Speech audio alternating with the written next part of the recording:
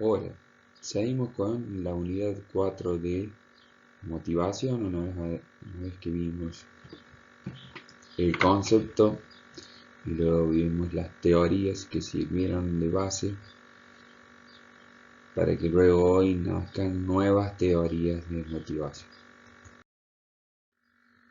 En este segundo paso vamos a ver las teorías contemporáneas sobre motivación.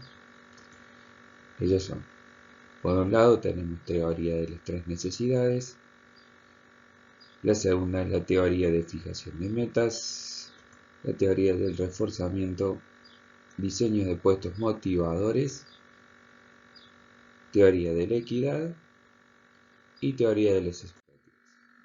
Vamos por ellos.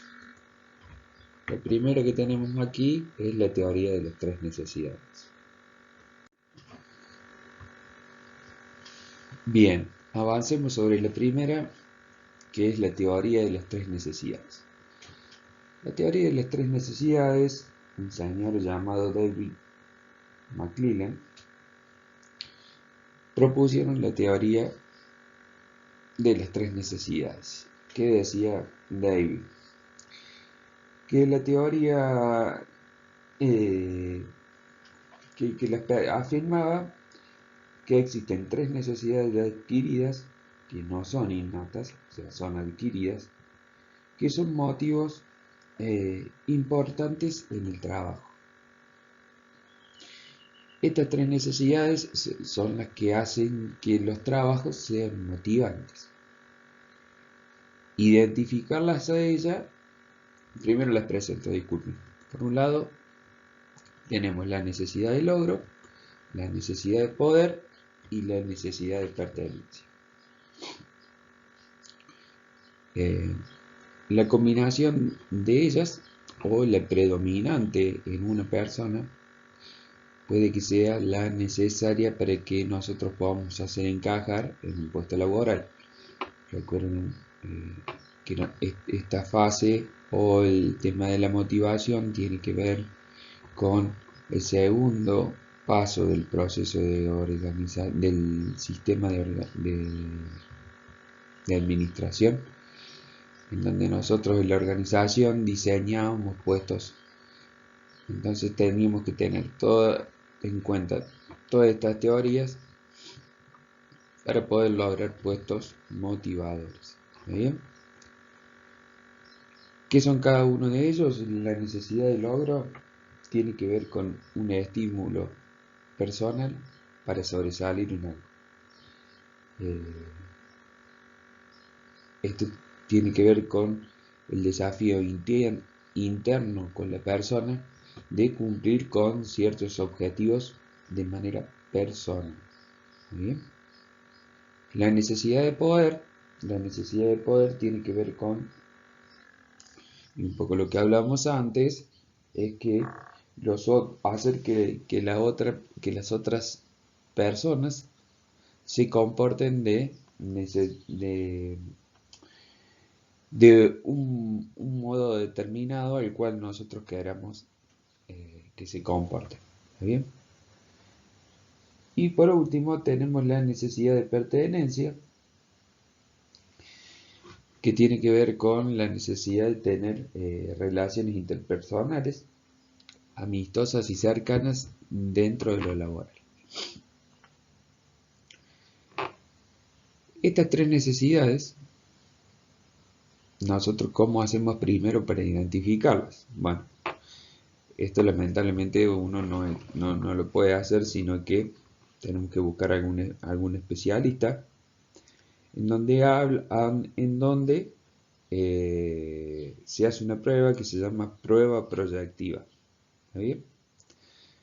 En donde los evaluados les hacen mirar una serie de fotografías y a partir de mirar esa serie de fotografías y de hacer algunas preguntas, gente capacitada en hacer este tipo de estudios determina los niveles de logro, de poder o de pertenencia que tienen cada uno. En base a eso nosotros determinaremos quién es el mejor individuo o postulante para desarrollar algún puesto. ¿Y qué tienen que ver en esto? En que nosotros, supónganse, lo que más se estudió hoy en día o dentro de las tres necesidades que desarrolló el señor McClellan, tiene que ver con que la necesidad del logro fue la que más se desarrollaron estudios en base a ella. Y querían entender por qué la gente tenía necesidades de logro. Y bueno, un poco tiene que ver con lo que veíamos con la pirámide de Maslow y sobre todo la parte superior, en donde existen ciertos tipos de personalidades que el logro interno o el desafío que le proponen dentro de las tareas de la organización predominan por sobre las necesidades de poder y de pertenencia. O sea, la gente trata de que su tarea sea desafiante y sentirse orgulloso primero personalmente y después que se sientan también orgullosos los compañeros de la organización.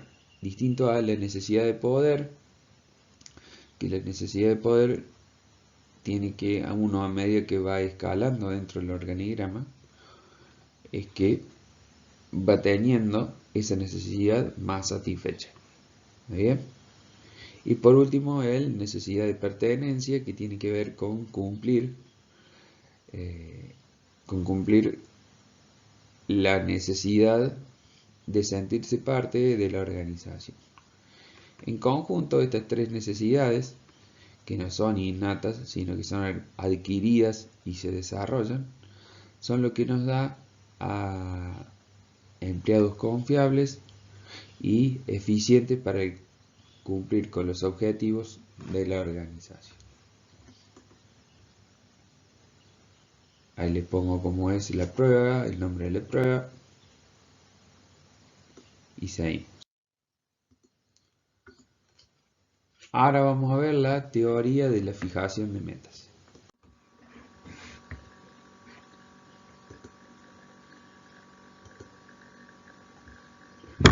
Bien, la teoría de fijación de metas tiene como principal componente para explicar por qué la fijación de metas puede motivar a una persona en el desafío de fijar esa meta de manera tal que resulte desafiante, valga la redundancia. Bien, el objetivo principal de esto es establecer junto con la persona que va a hacer o las personas que van a hacer las tareas una meta que sea desafiante, en el sentido de que la motivación esté en el desafío de cumplir una meta por encima de un nivel normal. Esto un poco lo que quiere hacer es eliminar el hagan lo que puedan por el háganlo a este nivel. ¿Está bien? Supónganse, por ejemplo, si nuestra clase, en lugar de decirles que nuestra materia se va a probar con el 60% de los contenidos sabidos, porque ustedes demuestran que saben el 60% de yo como forma de motivación extra le puedo llegar a decir que el piso para que esta materia sea aprobada sea demostrar que ustedes saben el 80% de los contenidos del programa. En ese caso, la meta pasa a ser distintas a las metas preestablecidas dentro de la organización sobre determinados temas. Y ustedes ya no van a hacer lo que pueden, sino que van a hacer un esfuerzo superior para qué? Para poder aprobar la meta. ¿Está bien? En esto de nosotros establecer la meta, no es adrede que el personal o los jefes, los gerentes de las organizaciones pongan en un mérito los objetivos. Primero, en el tema de la confección de las metas, como vamos a ver en el primer cuadrito, la confección de la meta debe cumplir con dos características fundamentales. Una es que la meta debe ser específica. En la redacción de la meta o en la explicación de la consecución de la meta debe ser clara. Supónganse una cuota de venta, un promedio de notas, un promedio, cierta cantidad de mercadería producida, cierta cantidad de llamadas por vendedor. O sea, debe ser específica. No puede decir, seamos los mejores, algo generalista, seamos los mejores en determinado campo. Ese seamos los mejores debe tener un resultado objetivo que nos permita que nosotros vayamos entregando retroalimentación a la persona que está haciendo la tarea para que vaya monitorizando su desempeño. Y por el otro lado, el objetivo de la meta debe ser difícil. ¿En qué sentido difícil? En que debe ser superior a lo que nosotros esperaríamos normalmente. ¿Está bien? El ejemplo que hablábamos recién, bueno, mi materia en vez de aprobarse con 4 se va a aprobar a partir de ahora con 7. Esa es una meta difícil, ¿no? Siguiendo con el proceso de fijación de metas motivadoras, también en el diseño de esas metas se recomienda que participen las personas que van a estar involucradas. ¿Por qué? Hacer participar a la gente que esté involucrada es mucho más motivante que cuando las metas ya vienen preestablecidas. Supónganse, en esto de que nosotros pongamos de que para que ustedes aprueben la materia el piso sea 7, lo estaríamos charlando con ustedes. No puedo venir yo y decirles así como una ley, como se hace en este país, a partir de mañana las cosas o el estándar para poder aprobar una materia cambia. Supónganse un vendedor que hay que determinar la cuota del mercado. ¿Para qué nosotros le vamos a dar una cuota de mercado en donde él no la tome como aceptada? En ese caso, en vez de motivar a la persona a que tenga un desempeño superior, la vamos a estar desmotivando. ¿Bien? Y por el otro lado, tiene que haber un compromiso por parte de la persona que va a llevar a cabo la tarea para cumplir la meta. ¿Ah? ¿Qué características debe tener ese comprometido con el logro? Las metas tienen que ser públicas, o sea, no hay por qué hacer metas que la organización no conozca. El propio individuo debe tener un centro de control interno. ¿Qué es lo que es el centro de control interno? Es la motivación personal o la forma de manejarse que tiene cada individuo de manera tal de que ayude al cumplimiento de las metas. Y por último, cuando nosotros establecemos metas para un grupo de personas, establecerles las metas a cada individuo. Un poco ya lo vamos a ver en el tema de lo que es grupos y equipos, cómo establecer las metas hacia cada uno de manera más eficiente. ¿Está bien? Nosotros teniendo estos tres conceptos bien armados, estamos en condiciones de generar planes de que motiven a las personas que nos van a ayudar a cumplir con los objetivos. ¿Está bien? A través de esto existe esta motivación, obedece a que las personas tengan autoeficacia. ¿Qué es la autoeficacia? que es que la persona se la empieza a creer un poco. ¿Está bien? O sea, en términos teóricos, se lo leo, es la creencia de que un individuo es capaz de realizar una tarea. O sea, también nosotros tenemos que hacerle sentir a la persona de que estamos seguros de que él es el indicado para llevar a cabo esa tarea. ¿Está bien? A medida que nosotros le damos más confianza a la persona para que realice esa tarea, él se va a sentir mucho más cómodo para poder cumplir con la meta. Y por el otro lado, el libro también hace referencia a la cultura nacional y da determinados ejemplos de que existen países que son son más propensos a el compromiso de las metas de los logros, y otros lugares del país, otros lugares del mundo en que no son tan propensos. Supónganse, y bueno, y acá nos pega de manera negativa. Los sudamericanos para ir a trabajar es una tortura, no nos gusta, no somos muy afectos al trabajo, distinto a, por ejemplo, los estadounidenses, que sí tienen un grado de motivación extra cuando, cuando las metas no son normales o sirven para sobresalir, eh, para sobresalir dentro de su grupo de aceptación. ¿Bien?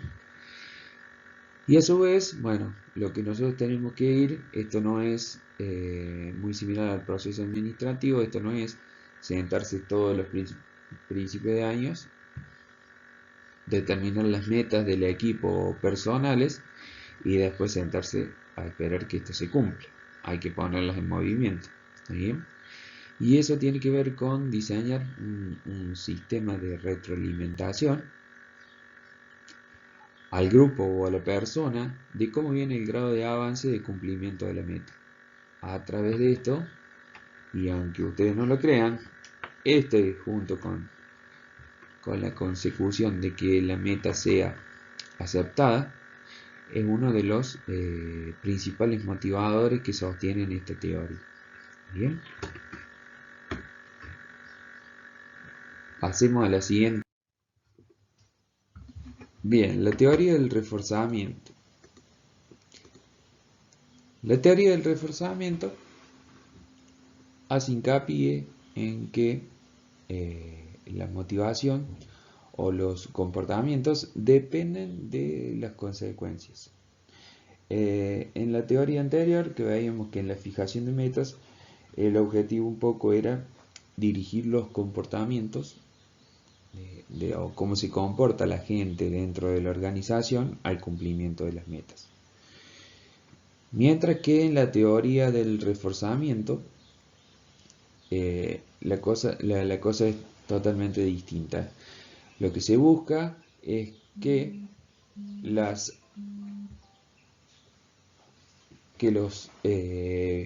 comportamientos que sirven a la organización sean reforzados o sean encontremos los mecanismos necesarios para que esos tipos de comportamientos se vuelvan a repetir.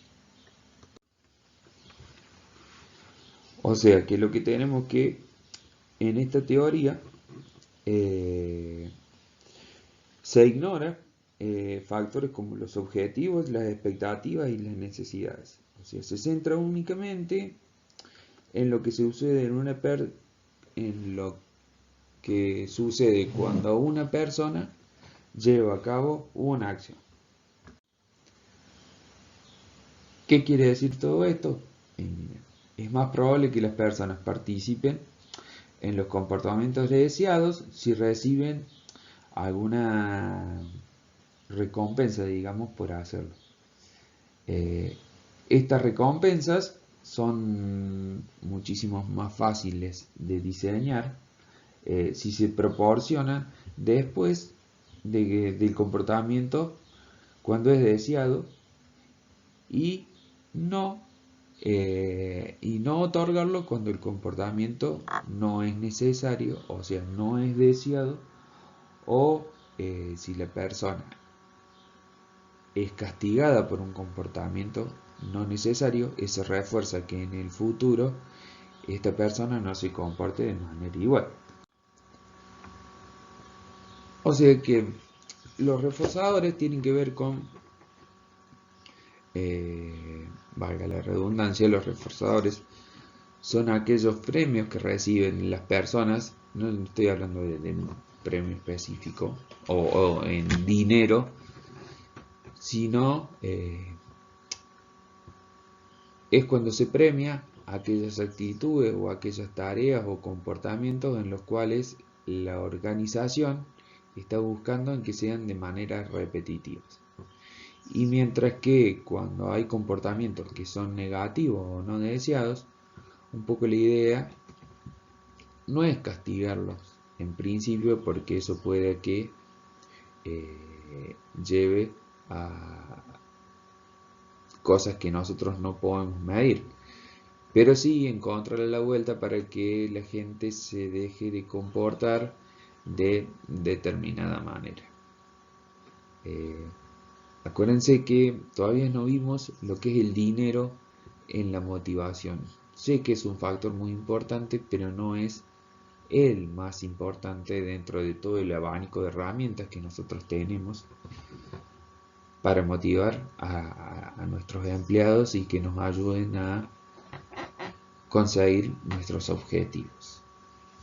Sí, lo que hay que reforzar, de nuevo repetimos, tiene que ver con los comportamientos positivos o que nosotros percibamos como positivos para que nos ayuden a cumplir con los objetivos. Y en todo caso, buscar de los comportamientos que no son agradables a nuestra, que no son agradables o que no sean deseados por la forma en cual diseñamos la organización, debemos tratar de que los empleados no se comporten de esa determinada manera.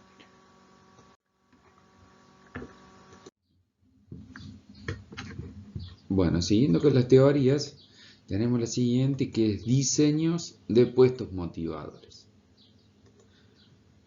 ¿Qué es el diseño de puestos motivadores? Generalmente se da en la fase de la organización y tiene que ver con que primero definamos qué es lo que es un puesto o un empleo. Diríamos la forma en que se combinan las tareas que tiene que realizar un empleado vienen prefijadas o predefinidas por un puesto. Entonces nosotros como gerentes tenemos la posibilidad de diseñar esos puestos de manera tal de que la persona que nosotros contratemos para ese puesto diseñemos las tareas de manera tal de que la persona se sienta motivada para llevar a cabo esa tarea. ¿Qué podemos nosotros hacer para mejorar o que sea más motivador ese puesto? Podemos hacer dos cosas. Por un lado está la ampliación del empleo y por otro lado el enriquecimiento del empleo.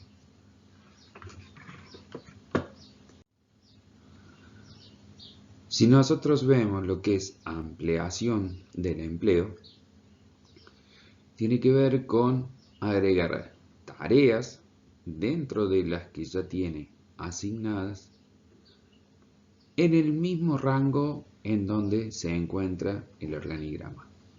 ¿Qué quiere decir esto? Que la responsabilidad no cambia, sino que se agregan tareas de la misma línea de las tareas diseñadas para ese lugar del organigrama, de manera tal que la persona tenga ahora una mayor amplitud de tareas para desarrollar. Supónganse, en un instrumentista de un dentista, probablemente nosotros como ampliación, como alcance del empleo, nosotros queremos ampliar su puesto de trabajo, entonces además de instrumentista, probablemente le demos que maneje las cuentas corrientes de, eh, de la oficina del dentista. O también le podemos dar actividades de limpieza que tienen que ver con el mismo puesto. Eso tendría que ver con la ampliación del empleo, o sea, es asignar más tareas dentro del mismo rango del organigrama que ayudan a la persona a estar más motivada dentro de su puesto actual. Y por otro lado, tenemos la otra parte de gestionar un empleo o un puesto, es que el enriquecimiento del mismo, que tiene que ver con la profundidad. Ya ahora nosotros lo que le estamos dando a ese puesto en particular y a la persona que está desempeñándose en ese puesto, mayor poder. ¿Qué quiere decir? Que ya puede tomar decisiones por encima de su nivel dentro del organigrama. ¿Qué quiere decir esto? Que nosotros le estamos entregando a él un mayor poder, que con eso conlleva una mayor responsabilidad para que la persona se sienta más motivada a la hora de realizar tareas. Supónganse, siguiendo con el ejemplo del instrumentista dental, esta misma persona probablemente él ya pueda decidir, por ejemplo, cómo es la forma de otorgar turnos, algo que él a lo mejor antes no tenía ese poder de decisión, o la forma de definir algún procedimiento ante cierto diagnóstico de algún tipo de dolencia que se ve en un paciente. ¿Bien? O sea, mientras que nosotros en la ampliación del trabajo o del empleo le estamos otorgando más actividades dentro de su rango de acción, el enriquecimiento de empleo tiene que ver con entregar un poco más de poder a la persona, en el cual va a tener un rango más amplio para poder tomar decisiones que antes no podía. Yo creo que a todo el mundo se le está viniendo a la cabeza la pregunta de qué pasa si la persona que está en el trabajo o que está desempeñando la tarea de ese puesto no está motivada. Bueno, eso es algo que tenemos que ver antes de que nosotros empecemos a diseñar esto, porque supónganse, tenemos un personal administrativo que lleva a cabo o que está llevando la tarea del manejo de cuentas corrientes. Y la persona no se siente cómoda o está incómoda en ese puesto. Imagínense si nosotros, en el afán de tratar de motivar a esta persona, nosotros le queremos ampliar el puesto a sí mismo o enriquecer su puesto. En realidad lo que le estamos haciendo es un mayor daño a la persona que está ejecutando el puesto. ¿Por qué? Porque si ya antes no le gustaba el puesto, y esto va a tener un efecto doble en el impacto emocional que tiene la persona que lleva la tarea, estaríamos duplicando el mal genio o el mal trago que está llevando la persona cuando desarrolla esa tarea. Entonces creo que lo primero que hay que hacer antes de mover un dedo, y sobre todo cuidando los recursos como el tiempo que no se vuelve atrás, una de las primeras cosas que nosotros tenemos que hacer es indagar si la persona que está desempeñando la tarea está contenta con la asignación de tareas que tiene. Si esta persona está de acuerdo nosotros ahí recién vamos a empezar a ver cómo podemos empezar a gestionar su puesto de trabajo de forma tal que nosotros podamos motivarlas.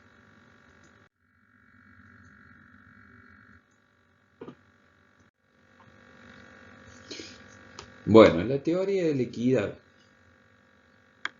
La teoría de la equidad tiene que ver con la percepción del empleado. Acá un poco lo que nosotros tenemos que empezar a ver o identificar es qué percibe el empleado. A grandes rasgos, y no sé si alguna vez a ustedes les habrá pasado, que se han sentido un poco frustrados de enojados, en el sentido de que cuando fueron a trabajar o están con un grupo de amigos y llevan a cabo algún proyecto, se dan cuenta de que todos pusieron el mismo esfuerzo, pero de golpe tienen la percepción de que alguien se llevó una tajada más grande del pastel de lo que debería haberse llevado. Un poco la teoría de la equidad tiene que ver con eso. ¿Qué es la teoría de la equidad? Es la percepción que tiene la persona de lo que obtiene de acuerdo al esfuerzo que él percibe que realiza en la organización. ¿Está bien? Y a su vez, eso lo compara con lo que hacen las otras personas dentro de la organización. Supónganse, yo por mi tarea recibo 10 pesos por hacer esa tarea. Y después yo lo comparo con tareas similares que se dan dentro de la organización y veo qué cantidad de plata recibe. ¿Está bien? Y a partir de ahí es que nosotros vamos a estar. Si la cosa está equitativamente distribuida, mi percepción es que la cosa está equitativamente distribuida, va a ser un factor de motivación. Ahora, si nosotros vemos que el pago por el desempeño o la realización de una tarea similar a la nuestra, la retribución en lugar de ser de 10 es 15, probablemente esa percepción mía haga que mi rendimiento afecte en los índices de productividad. ¿Está bien? Entonces, ¿qué hacen? Nosotros tenemos que identificar qué hacen los empleados cuando ellos perciben que hay una inequidad y tratar de gestionar o de demostrar de que tal inequidad no existe para que ellos se motiven y nos ayuden con los índices de productividad. La primera es que puede ser que distorsionen las entradas o las salidas de otros. ¿Está bien? ¿Qué quieren decir? Que estemos midiendo peras con manzana. Entonces tenemos que hablar con esta persona que está viendo que hay una inequidad y tratar de que la medida que él hace sea lo más objetiva posible, porque puede que cierta distorsión haga que él esté llegando a una conclusión errada. Por otro lado, si ellos ven que esta ecuación perciben que está siendo equitativa, ¿qué van a hacer? De manera matemática, o van a cambiar la forma de entrada o de salida que le dan a la organización. Puede que, y hablando mucho del sueldo, digamos, mira, esa persona trabaja 5 horas menos que yo y percibe lo mismo. ¿Qué pasa si yo hago lo mismo? Listo, perfecto. Voy a trabajar 5 horas menos a la semana y voy a percibir lo mismo. Entonces, ¿qué quiere decir? Que yo estoy empezando a manipular lo que le entrego a la organización respecto de la salida o lo que me devuelve la organización por la tarea laboral que yo estoy haciendo. ¿Está bien? Eso hay que tener cuidado e identificarlo para que no genere conflicto. Otra de las cuestiones puede ser de comportarse de manera tal de cambiar sus entradas o sus salidas. En este caso, una persona podría empezar a cambiar su forma de hacer las actividades dentro de la organización de manera tal de cambiar su percepción respecto de las actividades que hace con respecto a las salidas que le está obteniendo. Supónganse, replantearse cómo se hacen sus tareas para que le lleven menos tiempo y a su vez realices eso de realizar la tarea en menos tiempo, perciba que la salida es mucho más justa que antes. ¿Está bien? Y por otro lado, al último la cuarta, disculpen, no la última, sino que una de las formas de medir, y tal cual lo vamos a ver en el control, es buscar un parámetro. ¿Está bien? ¿Qué quiere decir un parámetro? Es que nosotros, si medimos el esfuerzo en una tarea, supónganse que le pongamos número a ese esfuerzo y ese esfuerzo sea 100. ¿Yo me estoy esforzando mucho o me estoy esforzando poco? Necesito algo para comparar.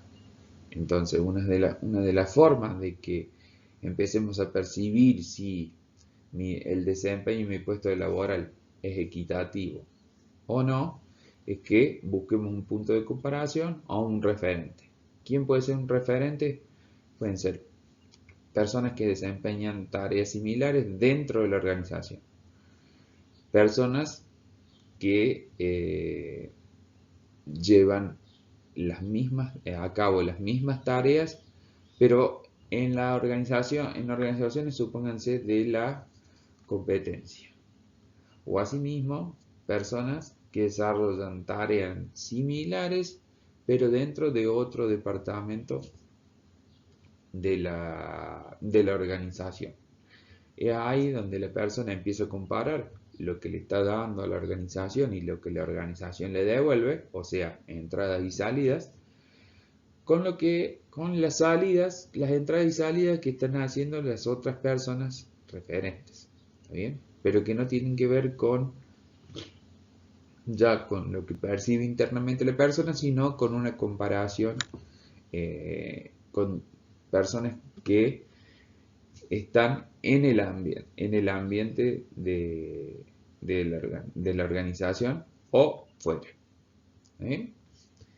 Y por último, otra de las acciones que puede hacer esta persona es que si él ya no pudimos gestionar de que desaparezcan esa percepción de lo que él entrega contra lo que él reciba es muy equitativa, puede que la persona renuncie. ¿Está bien? No tengan miedo de prescindir de una persona, porque puede que dentro de un grupo o un equipo, si nosotros identificamos una persona que está muy en desacuerdo con con lo que él está recibiendo a cabo, con la percepción que él tiene de lo que está recibiendo por la tarea que desempeña, puede que empiece a convencer a los otros compañeros de que su percepción es correcta. Entonces puede que nos haga bastante lío dentro de la organización. Por eso hay que identificar esas personas, y si nosotros, usando los otros 4 pasos que veníamos nombrando, no pudimos dar vuelta la torta y su percepción sigue intacta, es probablemente que él renuncie o nosotros lo tengamos que despedir.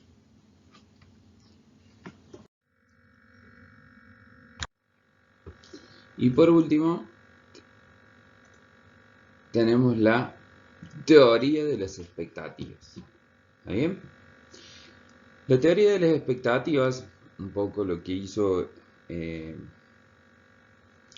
señor Víctor Brum, no sé cómo se pronuncia, pero el señor Brum lo que hizo fue un poco el proceso implícito que existe de motivación, lo puso de manera sistemática, que quiere decir que si vemos el cuadrito, el circuito funciona en qué esfuerzo yo tengo que hacer de manera individual para desempeñarme de manera individual, de manera de ver que las recompensas que me da la organización satisfagan mis necesidades y o objetivos individuales.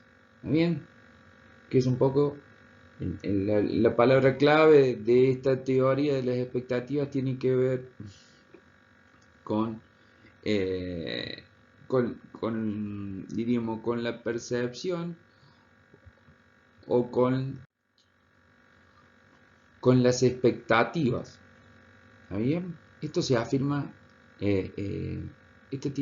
la base de esta teoría es la expectativa que uno tiene de el resultado que va a obtener si uno realiza cierta tarea. ¿De qué nos sirve esto a nosotros o qué tiene que ver con la motivación? Empecemos. La definición de esto afirma que un individuo tiende a actuar de cierta manera con base en la expectativa que después del hecho que se presentará un resultado dado y en el atractivo de ese resultado para el individuo. ¿Qué quiere decir esto? Que la persona cuando tiene una expectativa de que si realiza cierto tipo de tarea, al final de todo el recorrido va a satisfacer sus necesidades y cumplir con esa expectativa. Asimismo, dentro de esos 4 pasos teóricos que hay, como que es el esfuerzo individual, que le lleva a cabo un desempeño individual, que por ese desempeño individual la empresa lo va a recompensar. No solo recompensar, no estamos hablando de dinero, sino que le va a dar una recompensa y él va a cumplir con la expectativa de los objetivos que se había planteado en el esfuerzo en el punto A. Si ustedes se fijan, es la misma relación o el mismo funcionamiento del proceso administrativo. Vuelvo a repetir, nunca me voy a cansar de repetir, la ciencia de la administración siempre es el mismo proceso: planear, organizar, dirigir y controlar. ¿Está bien? Lo que nosotros vamos a ver ahora es qué nos hace pasar desde un estado hacia el otro. Nosotros desde el esfuerzo individual al desempeño individual hay un vínculo que nos lleva al esfuerzo y el desempeño. Esa es una probabilidad percibida por la persona de qué cantidad de esfuerzo tiene que producir para tener un mínimo de nivel de desempeño.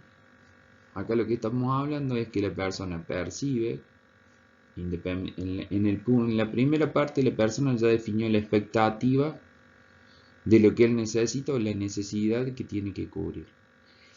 Entonces él lo que está midiendo ahora es qué probabilidad de esfuerzo va a tener que hacer la persona para llevar a cabo algún tipo de tarea o qué mínimo nivel de desempeño debe llevar a cabo para cubrir la expectativa inicial en el punto B. Una vez que la persona, ahí es donde se da el vínculo entre el esfuerzo que él tiene que hacer y el desempeño mínimo necesario para poder cumplir con la tarea. Bien. Después el otro vínculo, desde el desempeño hacia las recompensas organizacionales, Eso es el grado en que el individuo cree que desempeñarse de un nivel, un nivel X, la compañía ya lo va a empezar a remunerar o a recompensar de manera tal que siempre cumplamos con el objetivo primero. ¿Está bien? Y el último vínculo que tiene que ver con cuán atractiva es esa recompensa. ¿Está bien? A ver, si yo para cumplir con mis expectativas de la primera fase del proceso, la recompensa organizacional para yo cumplir esas necesidades, yo tengo que trabajar 24 horas por día, 24 horas al día durante los 7 días de la semana, y probablemente esa recompensa o ese atractivo de la recompensa no sea tan valorable o no sea tan atractivo. Entonces probablemente me tumbe todo el proceso que vine diseñando desde atrás. Un poco lo que me imagino que ustedes se están preguntando después de toda esta ensalada es: ¿para qué nos sirve esto? Bueno, nosotros tenemos que tratar de identificar, siempre tratando, la forma yo creo que identificar es de hablando con la gente, ¿bien?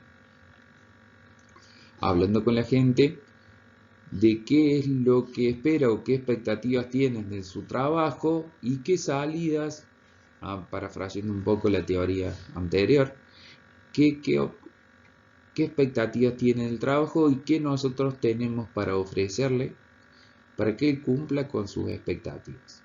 ¿Muy bien? A través de eso nosotros podemos medir qué desempeño mínimo él debe tener y el ver a qué tal atractivas son a través de los esfuerzos que tiene que hacer y el desempeño que tiene que tener para que nosotros lo recompensemos de manera tal que él satisfaga las necesidades que definió en la primera parte del proceso. ¿eh? Aquí nosotros ya vimos todas las teorías de la motivación. A ver, acá las vamos a repasar. Vimos la teoría de las tres necesidades, la teoría de fijación de metas, la teoría del reforzamiento, la teoría de puestos motivadores, la teoría de la equidad y por último vimos la teoría de las expectativas. A ver, esto que tiene un poco de teórico, que tienen palabras nuevas, que hay cosas que necesitamos pedir ayuda probablemente. Si ustedes me preguntan si esto se usa hoy en las organizaciones, yo les puedo asegurar que sí. Y otra de las cosas que nosotros tenemos que pensar como administradores es que no existe una única, llamémosle, pastilla que solucione la enfermedad. Nosotros lo que tenemos que tratar de encontrar siempre es un tratamiento. Hasta con la misma persona, en distintos momentos de tiempo, probablemente nosotros tengamos que indagar a ver qué tipo o qué señales nos da la persona para que nosotros podamos venir y encontrar alguna teoría que podamos usar para motivar a la persona o a un grupo de personas. En algún momento probablemente el reforzamiento de puestos no sea tan efectivo como identificar la teoría de la equidad, o si las cosas se ponen feas dentro de la organización probablemente tengamos que recurrir a una teoría de reforzamiento de comportamientos positivos. Entonces yo creo que lo que uno no debe dejar de hacer es conocer esta teoría, tenerlas ahí como herramientas dentro de nuestro cajón de herramientas, y en base al contexto del cual se presente, nosotros es que vamos a utilizar la que nos parezca más adecuada.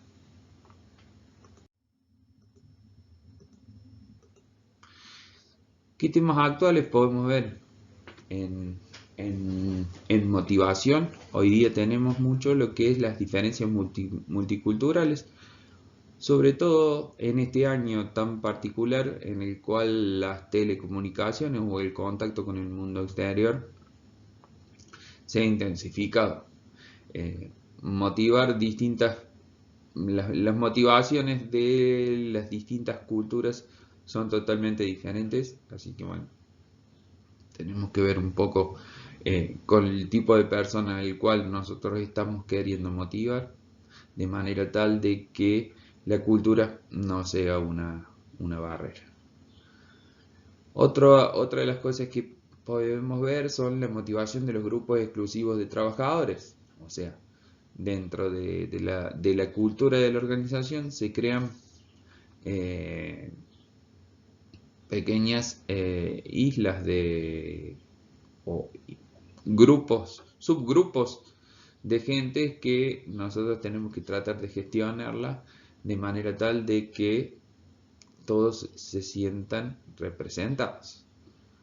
Algunas de las cosas o algunas de las herramientas que nosotros podemos hacer para esto, y sobre todo tratando siempre de aplicar a la mayoría de la organización, algunas cosas pueden ser, o que se han tomado en el mundo, puede ser la semana laboral comprimida. ¿Qué quiere decir esto?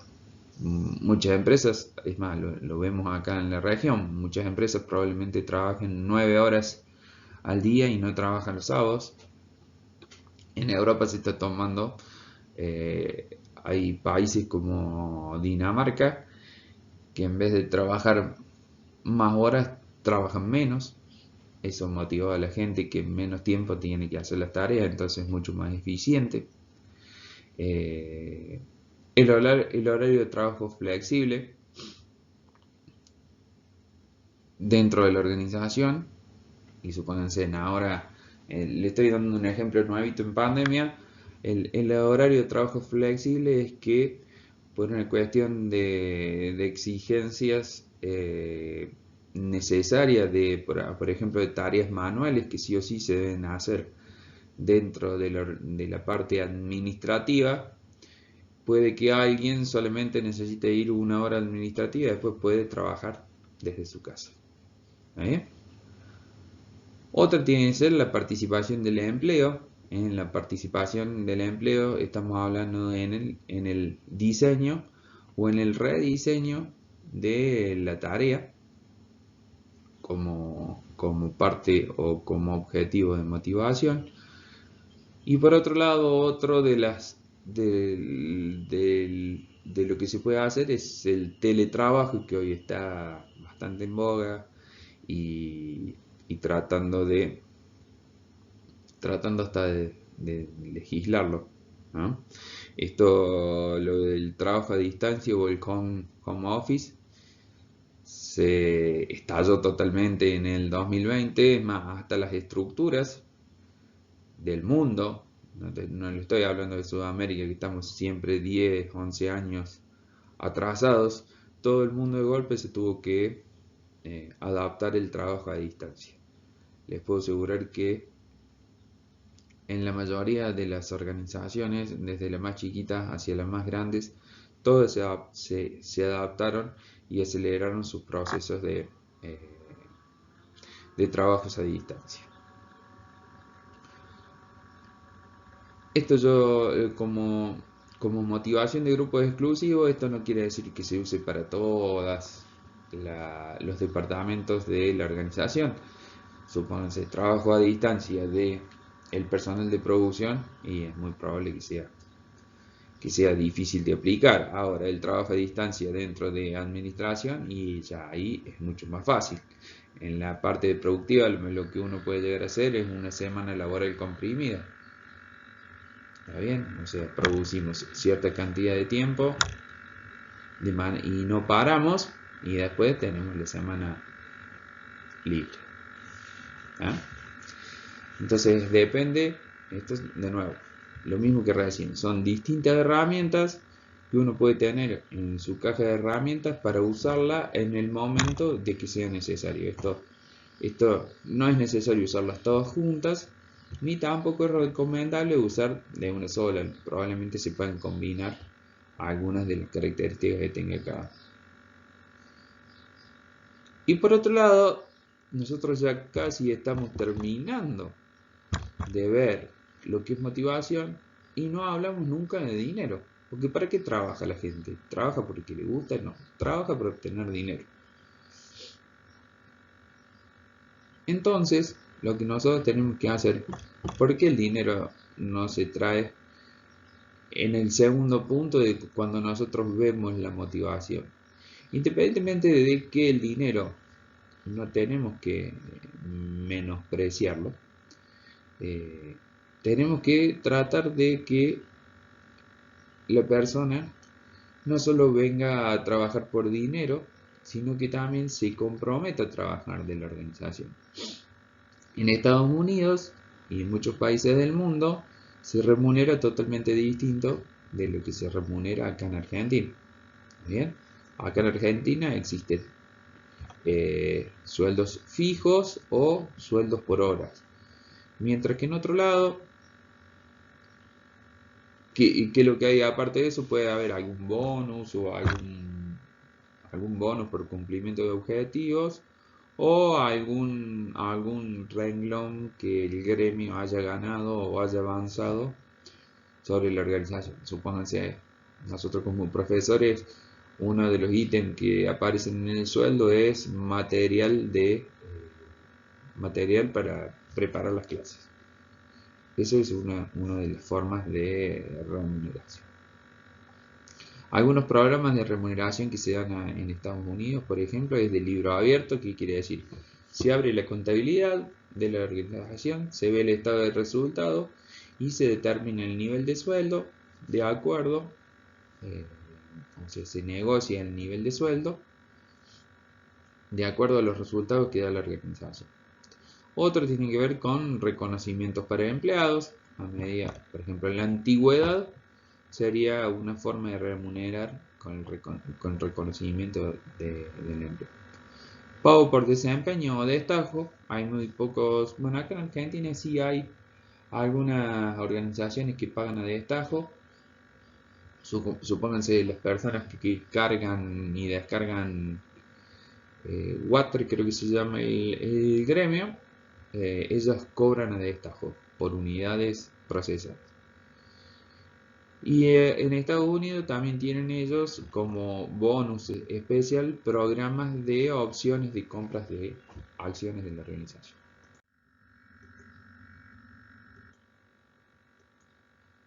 Algunas sugerencias como para aplicar y tratar de motivar a los empleados.